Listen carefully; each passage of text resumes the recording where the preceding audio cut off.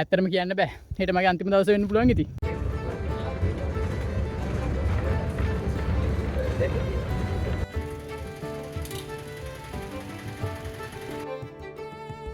ආයු බොහෝ වේවා. මගේ නම අචින්ත බුලුගහපිටිය. මම නම් ඔයාලා දන්නේ නැහැ ඉතින්. මම එහෙනම සාමාන්‍ය කොල්ලෙක්. ඇත්තටම YouTube පටන් ගන්න හේතුව තමයි මෙමරිස් විදිහට තියාගන්න. මගේ ජීවිතේ නිකන් පරිච්ඡේද වගේ තියෙනවා. චූටි එපිසෝඩ් ඒ තැන් මම මතකයක් විදිහට තියාගන්න තමයි YouTube පටන් ගත්තේ. මම පොඩ්ඩක් කියවනවා වැඩි නේද ළමයි. ඇත්තටම මම පොඩ්ඩක් තනියම ඉන්න ළමෙක්නේ. ළමෙක් වල අවුරුදු 22ක්. මේ අවුරුද්දට එහෙම පේන්නේ නැහැ නේද? මේ ඇත්තටම මම පොඩ්ඩක් හුදකලාව ඉන්න කැමති නිසා ඉතින් තනියම තමයි ගමන් බිමන් යන්නේ. යාළුවෝ හිටියත් මම සමහරට ඊයේ රෑ තමයි ප්ලෑන් කරේ අද යනවා කියලා. අද ආවා.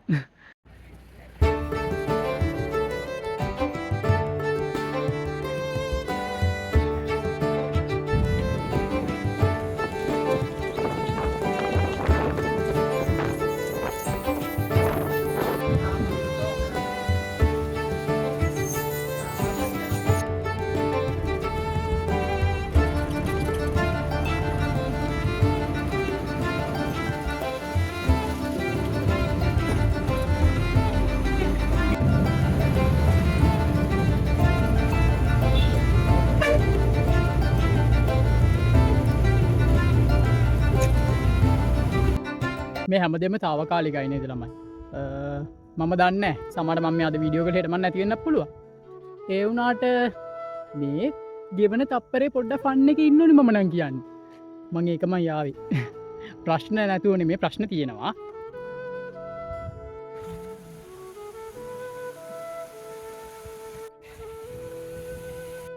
ඉන්දියන් සාගරේ මුතු වැටේ කියලා ලංකාවට කිව්ව නිකම්ම නෙමෙයි කියලා දැන් නම් මට හොඳටම තේරෙනවා. මම වල්පල් කිව්ව මිසක් ආපු විදිහ කිව්වේ නෑනේ. මම ආවේ රත්නපුරේ ඉඳන් ළමයි. හරිද? ඊට පස්සේ කොළඹස් මම මුලින්ම ආවේ කොළඹ බස් එක නැගලා මාදම්පෙන් බැස්සා. හරිද? මාදම්පෙන් බැහැලා රක්වාන බස් එක ඇවිල්ලා රක්වානෙන් තියෙනවා ඇඹිලිපිටි බස් හරි දෙනියයි බස්. හරිද? ඉරිද නම් අඩුයි ඉතින්. මම අදාවට මේ ඒ ඇවිල්ලා සූරියකන්දට මෙහා තියෙනවා මේ කඩමුදුන කියලා තැනක්. හරිද? ඔව් කඩමුදුන. අන්න එතනින් බහින්න ඕනේ. එතනින් බැහැලා පාරෙන් එහා පැත්තට පාරක් තියෙනවා. එහෙම තමයි මට පාරවල් කියන එක නම් හරියන්නේම නැති වැඩක්. මට අපේ ගෙදරට එන පාර කවුරු හරි ආවොත් එහෙම ඒකත් කියව ගන්න බෑ. පොඩ්ඩක් මං ටියුබ් ලයිට් වගේ.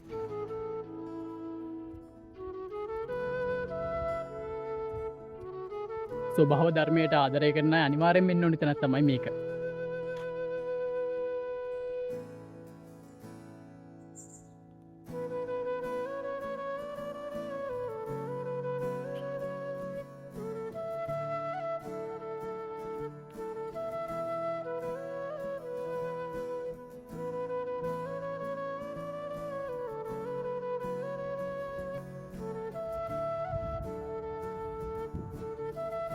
ඇත්තට මම අද හිතුවේ මේ සෙනග ඇති කියලා.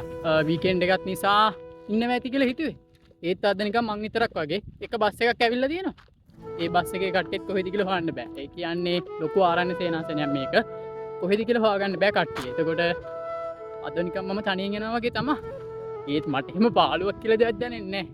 හේතුව මේ කස්කොලන් නිකන් හුණගත් එක්ක මාත් එක්ක කතා කරනවා වගේ දෙයක් දැනෙන්නේ.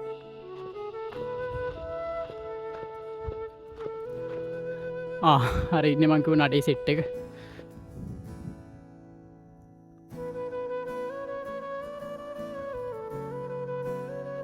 අර වලාකුළු වලින් මෙහෙලා තියෙන ළමයි ශ්‍රීපාද ස්ථානේ. දැක්කහම හිත විරෙනවා ඉතින්.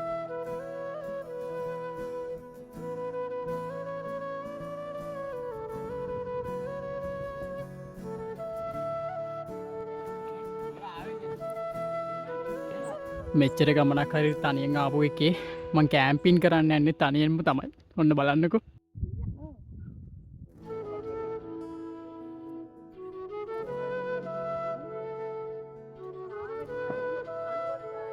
ආගන්තුක සත්කාර ගැන අමුතුවෙන් කියන්න දෙයක් නැහැ. මේ පැත්තේ මිනිස්සුන්ගේ තරම් හොඳ ක්වොලිටිස් තියෙන මම නම් දැකලම නැහැ. මං කලිනුත් කියලා තියෙනවා මගේ මම FB එකේ වීඩියෝස් ඉස්සරින් නම් දානවා. මේ මාරම ක්වොලිටිස් ළමයි තියෙන්නේ. එයාලා এডুকেටඩ් නැති වෙන්න පුළුවන්. සමාජ දැනුමෙන් එයාලා පොසත්. අනිත් එක්කම මිනිස්සුන්ට සලකන්නේ කොහොමද? හොස්පිටැලිටි කියන එක මාරම විදිහට මෙයාලගේ ලේවලම තියෙනවා.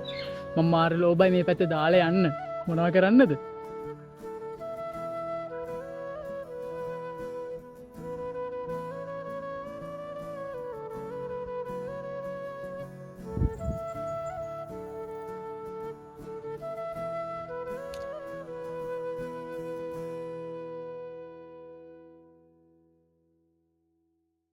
ඔයාලට මම කියන්නේ ඉතින් ඔහේ ඉරිද දවසට ගෙදරට වෙලා 9-10 වෙනකන් නිදාගන්න නැතුව පොඩ්ඩක් එළියට බහැලා පොඩ්ඩක් ඇවිද ගලා ෆන් එකේ ඉන්න. මොකද අපි 9-10 වෙනකන් නිදාගත්ත කියන්නේ දවසම ඉවරයිනේ. ඊට පස්සේ මාරම මූසල ගතියක් දැනෙන්නේ. දවසේ යනවා තේරෙන්නේ නැහැ. මේ FB එකේ පේනවනේ පෝස්ට් එකේ ෂාවෙද්දී ඔෆිස් වල වැඩ කරන කට්ටිය මේ ඉරිද නිවාඩුව මූසල විදියට ගත කරලා ඉතින් මම ෂෙයා කරනවා ඉස්සර. ඒ දැන් නම් මං හිතාගත්ත හැම ඉරිදම් මං කොහරි යනවා කියලා. බජට් ට්‍රිප් ළමයි රුපියල් 2000 2500ක් ඇති. මට රුපියල් 2000ක් වගේ ගියම හොඳට කාලා කෑවා බිව්වත් එක්ක එහෙම තමයි දවස පළදායි විදිහට ගෙවලා ඉවර කරන්න ඕනේ.